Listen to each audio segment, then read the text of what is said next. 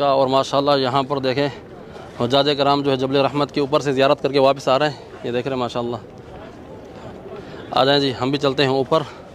आज ऊपर चढ़ेंगे और ज़ियारत करेंगे। बड़ा अरसा हो गया। चलें जनाब ऊपर चढ़ते हैं जबल रहमत के। आ जाए जी, चलें जनाब ऊपर चढ़ते हैं ऊपर। अल्लाहु अकबर, अल्लाहु अकबर, अल्लाहु अकबर।